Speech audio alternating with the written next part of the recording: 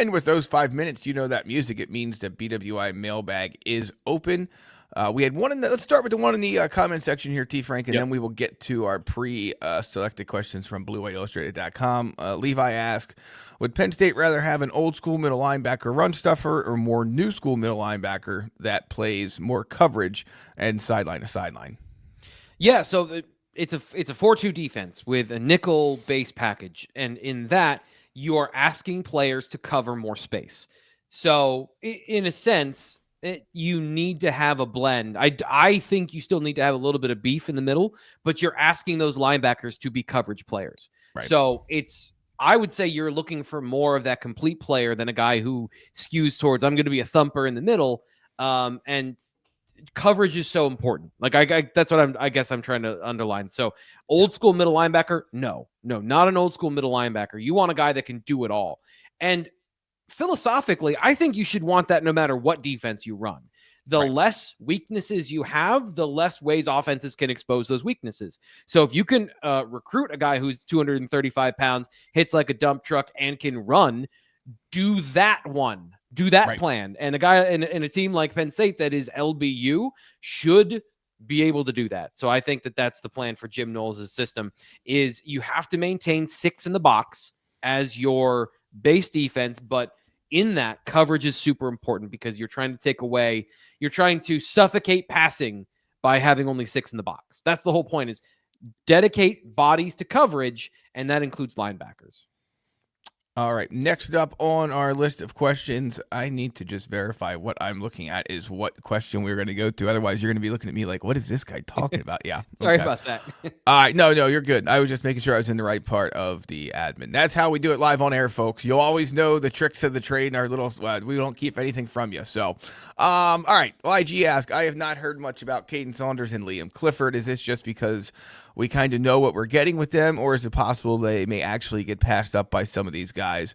Question, obviously talking about everyone's favorite topic, T. Frank, the receivers room. Yeah, so it's both. We do know Liam Clifford has been the same guy for a couple of years now in terms of what to expect from him. We know from a physical standpoint, from a route running perspective, there's no new ground there. Caden Saunders, a bit of a still, he's been injured enough, he's been out there enough that we have a good idea of who he is. And we're getting a better idea seeing some of these one-on-ones where the strengths and weaknesses are in real, like, big relief between good and bad with Caden Saunders. But yeah, the answer is absolutely anyone can get past. The point we made on the Tuesday show yesterday, go check that out, is they are not, the gloves are off. The feelings brigade is done. If you are not producing, you can be replaced. And they want to have a certain amount of consistency out there. So I don't think Liam Clifford is coming off the field completely. He provides too many good soft skills on the field. But if they need a receiver to catch the football and he's not the guy that's going to get open, yeah, Kobe Howard, Tysier Denmark, Anthony Ivy, any of these guys can leapfrog anyone on the depth chart. I firmly believe that's the case this year. All right, 2 more questions, 2 more minutes, so we'll get right to the next one. It comes from CJ Philly, who asked, do you get the sense that James Franklin and his staff are going a little more tough love with Drew Allar? Don't know if I'm phrasing that right, but maybe holding him a bit more accountable and lighting a fire for him to play best when they need him to. Your thoughts, No, I'd say the exact opposite. So I talked to Danny O'Brien, and watching Drew on film, there is nobody that's going to hold Drew Allar more accountable for his mistakes than Drew. And so I asked O'Brien, is there a case of wanting it too bad? He wants it too much, where maybe he starts to press or he tries to make too many plays. And Danny O'Brien said, yeah, pretty much. Like that's he talked about knowing when to be the thermostat and not having to always turn the temperature up to 120 degrees. You need to pick your spots and know how to be that guy.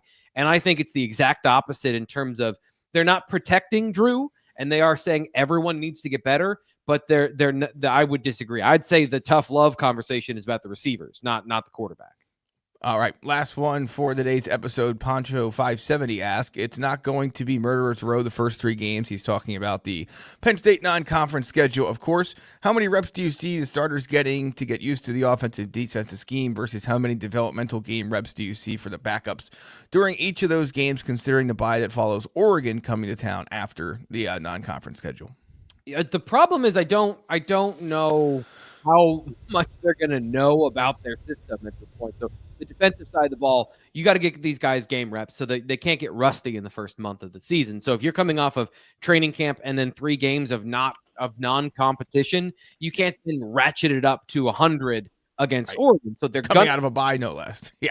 Right. They're going to need to get their reps. They're going to need to make sure that the offense and defense are working efficiently. And he's right. He also says in that post that came with it, like, it's going to be very vanilla. They have the opportunity to do what Michigan did a couple years ago, which is to basically play just their base offense with absolutely no wrinkles and go into the game against Oregon. Andy Nittany, though, his base offense is wrinkles. So maybe you'll see everything and it'll be chaotic and there'll be all these things. But I think they need to work through those details and make sure that when there's live ammunition, they are hitting their targets. So it's not going to be a vacation for Nick Singleton, Katron Allen, Nittany, and all the starters. Again, I think in a perfect world, this doesn't matter if you're playing a Big Ten game or a non-conference game. If you can get your starters out somewhere middle of the way through the third quarter, towards the end of the third quarter, and give other players on the roster who have earned the right to be on the game field the chance to play in the fourth quarter, I think that's your perfect. And, again, if there's a game where you can do it at halftime, fine. Those aren't always going to exist. Yeah. But, again, it's not – I would encourage everyone not to necessarily focus. I know it's a low level of opponent Penn State has for these non-conference games for the most part. But I think that if you can get your guys out after a drive or two in the third quarter, no matter who you're playing, you should be in pretty good shape, and that would be a good day and a good win for Penn State. If you have 65 plays in a game, you want to get your starters 40, 42, and then the rest, 20 snaps for the backups. I think that's a good split of, the lion's share still going to the starters, but 20 reps for your backups is still a really good day of work for those guys to kind of work through the competition and the depth.